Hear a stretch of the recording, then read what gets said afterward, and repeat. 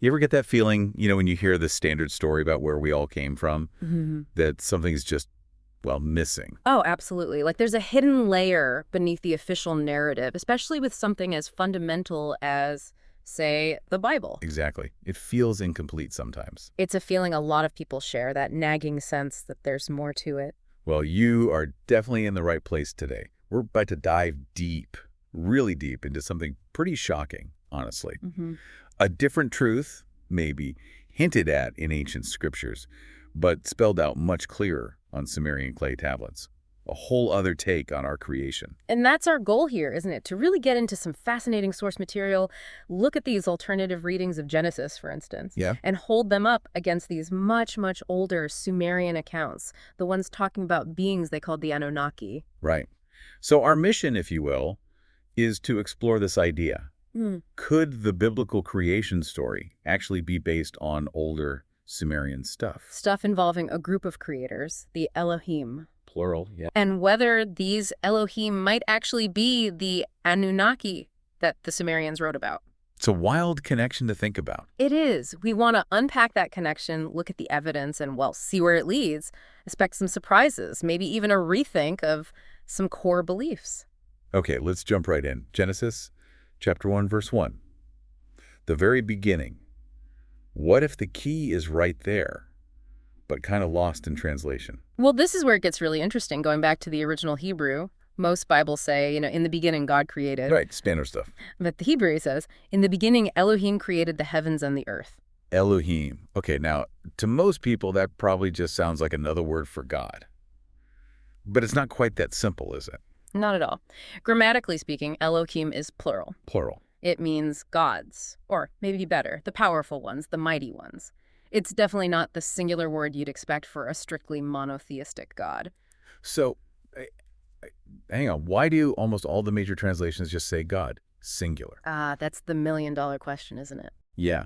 Is that like a deliberate choice? Maybe trying to smooth things over, fit it into a later belief system? It certainly raises questions about how interpretation evolved. Translating it as singular definitely supports the monotheistic view that came later. Sure. But it makes you wonder why the original text used a plural form if they meant just one creator from the get-go. Right. The language itself seems to suggest, well, more than one participant. Exactly. A collaborative effort, maybe. It kind of pushes back against that image of a single, all-powerful being doing everything alone. It's a subtle clue, but potentially huge. It really makes you stop and think. This idea of plurality, right there at the start. Multiple creators working together.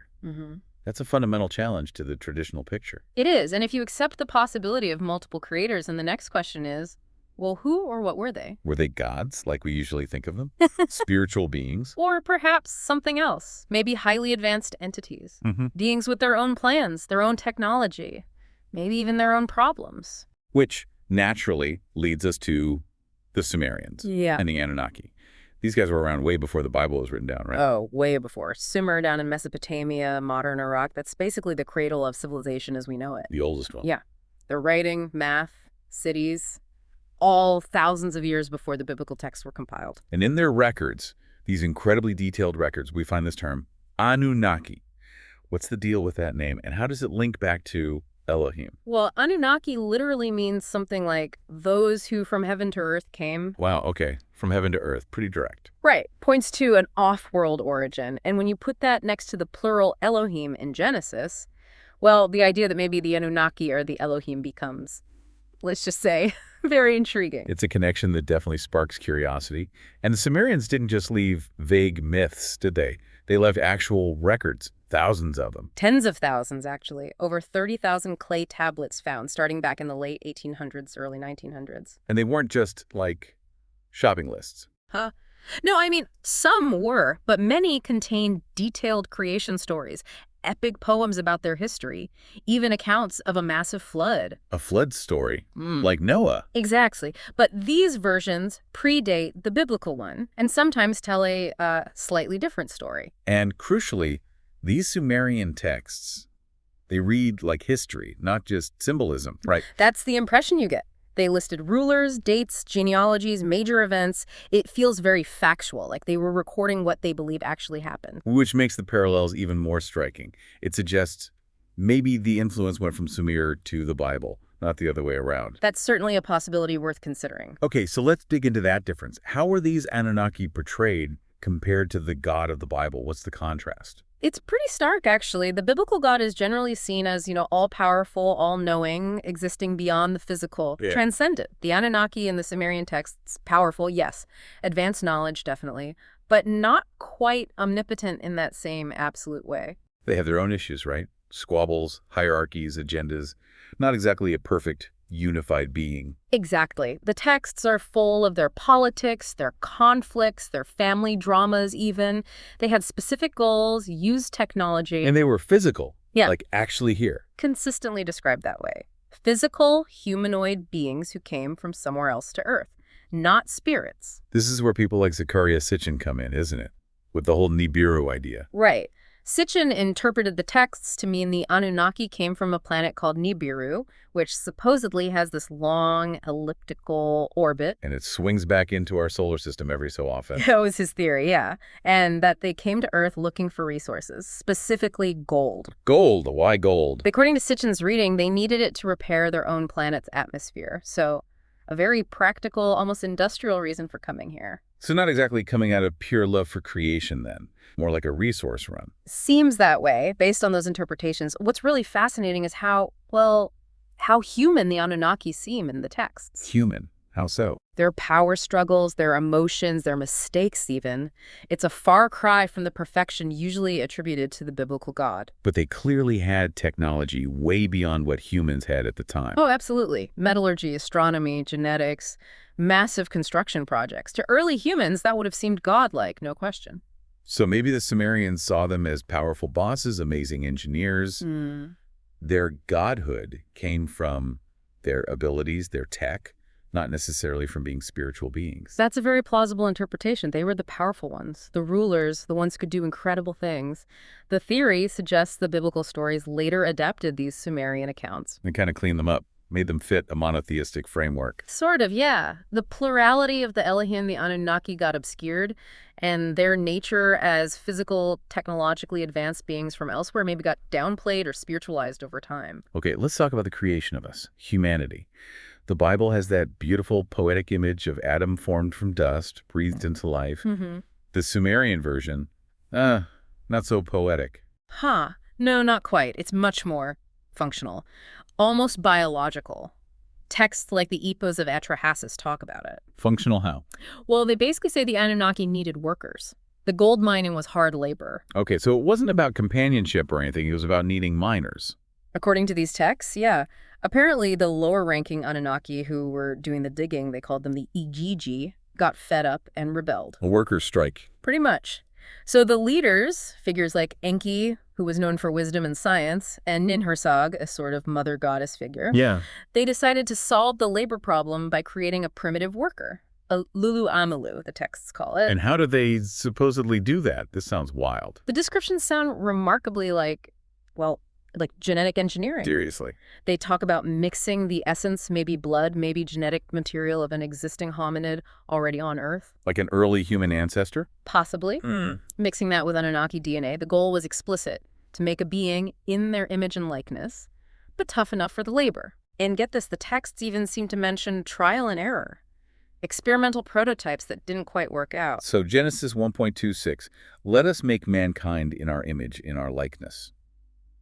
That might not be metaphorical. It could be a literal description of hybridization. That's the bombshell interpretation, isn't it? That it's a biological instruction. And the purpose wasn't divine love, but creating a slave race, basically. From the Sumerian perspective presented in these texts, yes, a pragmatic solution to a labor shortage. Man, that completely reframes our whole place in the cosmos, doesn't it? Yeah. From special creation to engineered workforce. It's a profound shift in perspective. Some people who follow this line of thinking suggest it might even explain weird things about us. Like what? Like maybe anomalies in our biology, or that constant internal conflict we feel, the sort of animal versus divine nature. Perhaps it's echoes of that dual genetic origin. Wow. Okay. Let's switch gears to another big story, the Great Flood. Ah, yes, Noah's Ark. In the Bible, it's pretty clear. God sends the flood because humanity has become wicked, sinful, a moral judgment. Right, a divine reset button due to corruption. But the Sumerians had flood stories too, much earlier ones. Do they give the same reason? Nope. That's another key difference. You find flood accounts in the Epic of Gilgamesh and, again, in Atrahasis. The flood happens, yes, but the reason is different. Not human sin. Then what? Noise. Seriously, like humanity was just too loud. Basically, yeah. According to the texts, humans were multiplying, getting numerous, and the racket they made was keeping one of the chief Anunnaki, Enlil, awake. Enlil. He sounds like a grumpy landlord. Huh. A bit, maybe. The texts say he couldn't sleep because of the uproar of mankind. He found it intolerable. So the flood wasn't a moral punishment, but more like cosmic pest control. Because humans were too noisy and there were too many of them. That's a blunt way to put it, but yeah, it seems more like a pragmatic, if incredibly harsh, decision to reduce the population and get some peace and quiet. Planned depopulation, essentially. Okay, but in the Bible, God warns Noah. Did someone warn the Sumerian Noah figure? Yeah. Utnapishtim, right? Utnapishtim, yeah.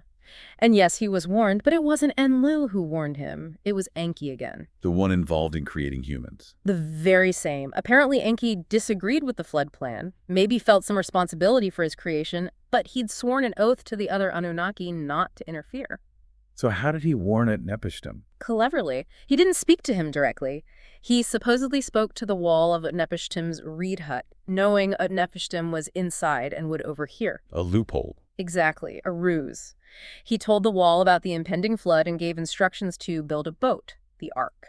So in this version, humanity's survival wasn't due to divine selection for righteousness, but because one god secretly worked against the others, a result of Anunnaki infighting almost. Precisely. It paints the flood not as a moral lesson, but as evidence of the Anunnaki's potential ruthlessness, their internal conflicts, and maybe their view of humanity as somewhat disposable. That's a radically different take.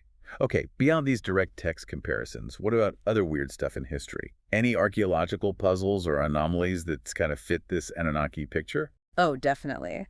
Proponents of the theory often point to several things that, while not proof on their own, seem to resonate with this alternative history. Things that don't quite fit the standard model. Like what? Give us an example. Okay, well, take the Sumerian King List. Right, you mentioned that. A list of rulers. Yes, but here's the weird part. It lists kings before the Great Flood and kings after the Great Flood. And the reigns of the pre-flood kings are astronomical. How long are we talking? Thousands, sometimes tens of thousands of years for a single king's rule. Get out. Tens of thousands of years. That's what the list records. Then after the flood, the lifespans drop dramatically, becoming much more, well, human. So the mainstream explanation is just myth. They exaggerated. That's the standard view, yeah. Mythological numbers. Yeah. But the Anunnaki theory suggests maybe those early kings were Anunnaki, or their direct descendants, who genuinely had incredibly long lifespans due to their biology or technology. And the Sumerians were known for math and records, Right. So maybe they weren't just making numbers up. Yeah. That's the counter-argument. Why be so perspinked with these huge numbers if it was just myth?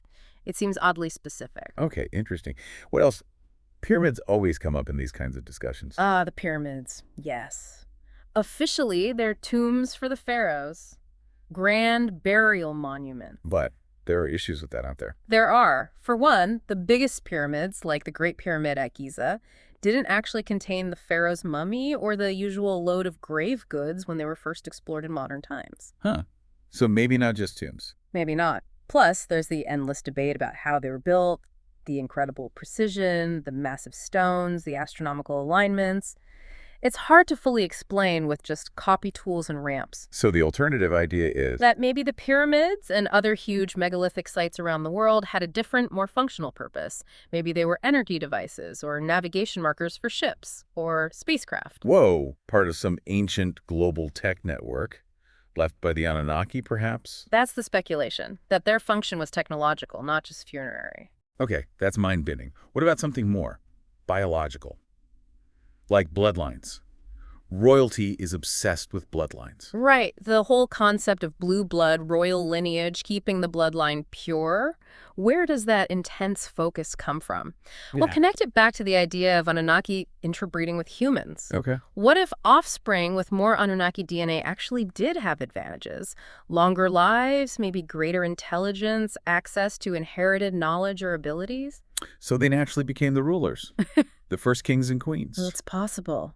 And then the obsession with pure bloodlines would be about trying to preserve those advantageous genes, keep the divine connection strong. And some people think these bloodlines still exist today, maybe secretly. There are definitely theories about secret societies and elite families tracing their lineage back, believing they have that connection. Fascinating. And didn't the Bible itself mention something about giants or hybrids? The Nephilim, exactly. Genesis chapter 6, it talks about the sons of God in Hebrew, Ben ha-Elohim, notice the Elohim again, coming down, marrying human women, and their children were the Nephilim, often translated as giants or fallen ones. So traditional views might call them fallen angels or something. Right, but if you look at it through the Sumerian lens, maybe the sons of God, the Ben ha-Elohim, were the male Anunnaki. And the Nephilim were their hybrid kids.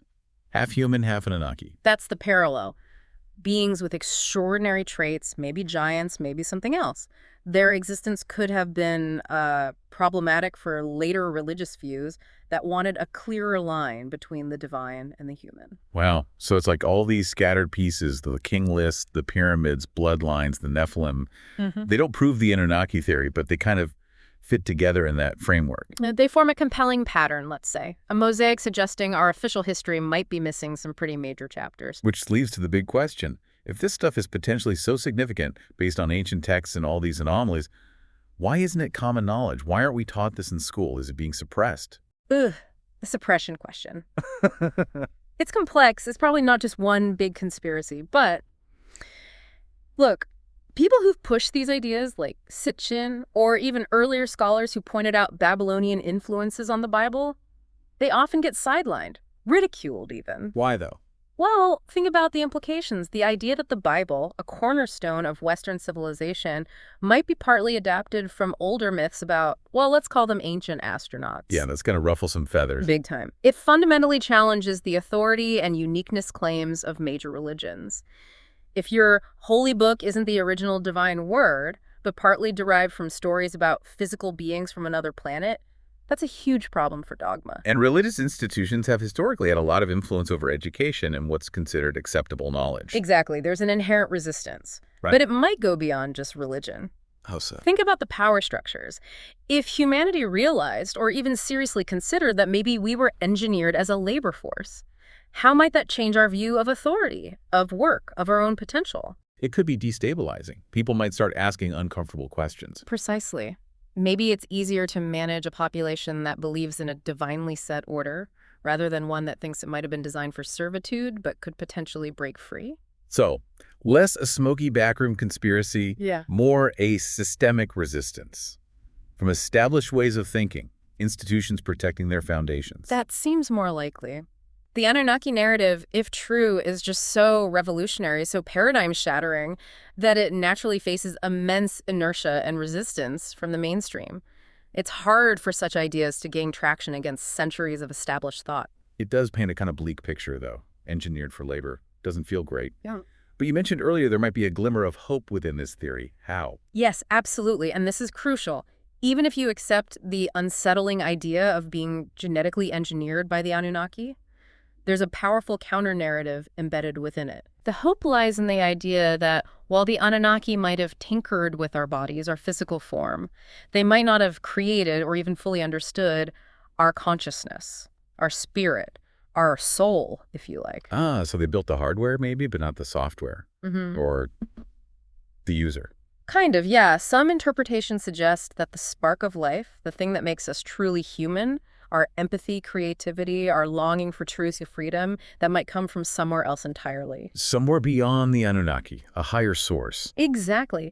Maybe we were an experiment that developed unexpected qualities. Maybe that spark is inherent in the universe, and they just provided a vessel for it without fully grasping its potential. So we're not just biological robots programmed for work. Not necessarily. We might be carriers of something sacred, something they couldn't fully control or replicate. our capacity for love, our search for meaning, our spiritual awareness. Maybe that's the evidence of something more profound within us. And realizing that dual nature, the engineered body and this higher spark, that's where the power lies. That's the empowering takeaway. Recognizing we aren't just the product of some ancient alien project. We possess something more. We have agency. We can choose to cultivate that inner spark, to transcend any perceived programming. So, awaken to this, even if it's a strange and unsettling history, is actually the first step towards liberation, realizing our true potential. I think so. It shifts the focus from being defined by our origins to being defined by our potential and our choices now. Wow. Okay, this has been quite a journey. A really mind-bending deep dive, looking at history through this completely different lens. We've definitely covered a lot of ground. From questioning the singular God in Genesis to exploring Sumerian accounts of potential ETs creating humans through genetic engineering, and even a flood started over noise complaints. Yeah, it's worlds away from the standard history lessons, isn't it? It absolutely is. And again, the real point here isn't necessarily to say this Anunnaki theory is 100% true, believe it. The value is in the questioning itself. Being willing to look at the foundations of what we think we know and consider these other perspectives, even if they seem outlandish at first. Critical thinking. Definitely encourages keeping an open mind, looking beyond the usual sources, and not just accepting dogma, whether it's religious or historical dogma. Mm-hmm. And you know, that idea of the Anunnaki potentially returning someday, it's a recurring theme in these theories. Yeah, that's a whole other can of worms. Are we ready? What would that even look like? Big questions, but perhaps the most important thing to take away, regardless of ancient aliens, is that idea of our own potential. That spark within. Focusing on that, on consciousness, on connection. Maybe that's the key, whatever happens. I tend to think so. Connecting with others who are also asking these questions, seeking truth, trying to build something positive. That feels like a constructive way forward. It reminds me of that Marcel Proust quote, "The real voyage of discovery consists not in seeking new landscapes, but in having new eyes." That's perfect. Maybe looking back at our oldest stories, our deepest origins, through this Anunnaki lens, maybe that's the new eyes we need to understand ourselves and our future.